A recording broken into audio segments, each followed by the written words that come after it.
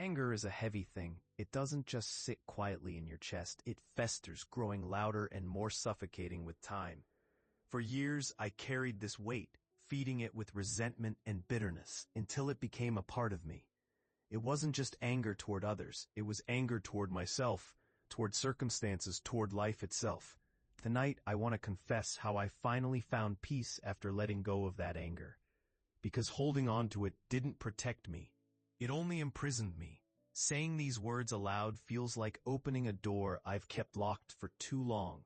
Maybe sharing my story will help someone else find their way out of the storm. It started early.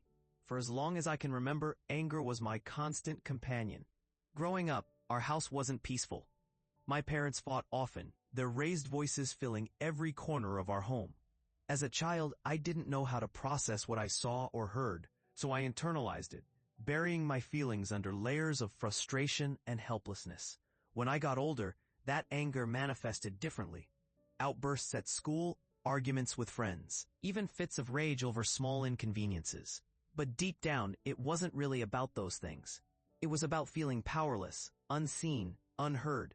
Back then, I thought anger made me strong. Looking back now, I realize it only isolated me further. The breaking point came during a relationship I once cherished deeply. She was patient, kind, and endlessly understanding, but I wasn't. Every disagreement felt like a battle, every misunderstanding an excuse to lash out. I told myself she deserved it, that she didn't understand me, that she pushed my buttons intentionally. But the truth was uglier. I was projecting my own pain onto her. One day, after yet another argument, she looked at me with tears in her eyes and said, "I can't keep fighting for us if you won't fight for yourself." Then she walked away, leaving me alone in the rain.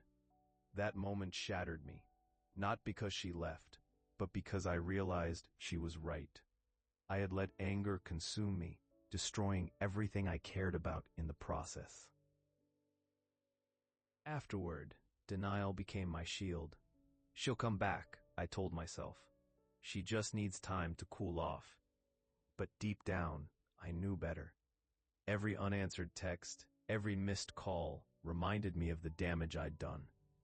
Instead of confronting my anger, I buried myself in work, hobbies, anything to keep my mind occupied. When thoughts of her surfaced, I swatted them away with excuses. She wasn't right for me anyway, I'd say, trying to convince myself that losing her was no big deal.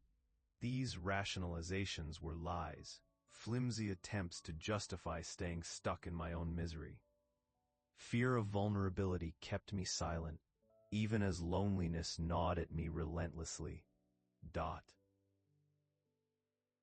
Once anger took root, it spread like wildfire, one incident after another, each more destructive than the last. Family gatherings turned into battlegrounds, casual conversations devolved into arguments. Friendships faded into awkward silences. I couldn't control it, or maybe I didn't want to. Anger felt powerful, like armor shielding me from being hurt again. But in reality, it only pushed people further away. Sitting at that dinner table, surrounded by loved ones who barely recognized me anymore, I realized how much I'd lost. Not just relationships, but pieces of myself. Every harsh word, every slammed door, echoed back at me, reminding me of the wreckage I'd created. Therapy became my lifeline, a safe space to confront the anger I'd buried for so long. At first, I resisted opening up, ashamed of how far I'd fallen. But eventually, the dam broke. I admitted everything: the childhood wounds, the failed relationships, the endless cycle of resentment. Saying the words out loud was excruciating, like ripping off a bandage covering a festering wound. Yet it was also freeing. For the first time, I acknowledged my responsibility, not just for hurting others, but for perpetuating my own suffering through silence. My therapist reminded me that anger isn't weakness, it's a signal that something deeper needs attention. Slowly, I began to see a path forward, a way to reclaim some measure of peace. Forgiveness didn't happen overnight. It was messy, painful, and often exhausting. The hardest part wasn't forgiving others, it was forgiving myself. I had spent so many years blaming everyone else for my pain, refusing to take ownership of my actions. But sitting on that bench, penning my thoughts in a journal, I realized that forgiveness isn't about excusing behavior. It's about releasing the hold it has on you.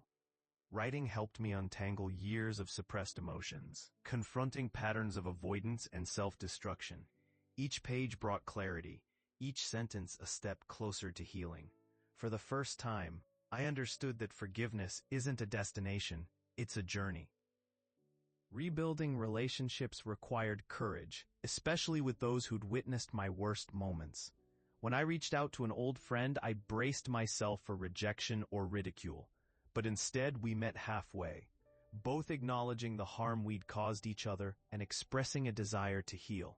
I apologized sincerely, not just with words, but with actions, listening actively, showing up consistently, proving that I was committed to change. It wasn't easy. Trust takes time to rebuild, but over weeks and months, we found common ground, setting healthier boundaries and fostering mutual respect. Healing isn't linear, but it's worth the effort. Through therapy, I learned that vulnerability isn't weakness, it's courage. Admitting you're scared, that you don't have all the answers, that takes strength. Slowly, I began to rebuild my sense of self-worth, learning to trust not just others, but also myself. The journey wasn't easy. It was messy, painful, and often exhausting, but it was worth it. For the first time in years, I felt whole again. Losing relationships taught me the value of honesty, communication, and accountability. These lessons may have come too late to save some bonds, but they've shaped the person I am today. Peace isn't something you find, it's something you create. For so long, I chased it like a mirage, always just beyond my reach. But now, standing here by this lake, I realize peace isn't a destination, it's a choice. It's choosing to let go of the anger that once consumed me, not because it was easy, but because holding on to it cost far too much. I used to think forgiveness meant forgetting or excusing what had happened. Now I know better. Forgiveness is about releasing yourself from the chains of resentment, even if the wounds remain. As I watch the sun rise slowly over the horizon, painting the sky in shades of gold and pink, I feel lighter. Not because everything has been fixed, but because I stopped carrying the weight of the past. This moment reminds me that life keeps moving forward, whether we're ready or not. And maybe, just maybe, I'm finally ready to move with it.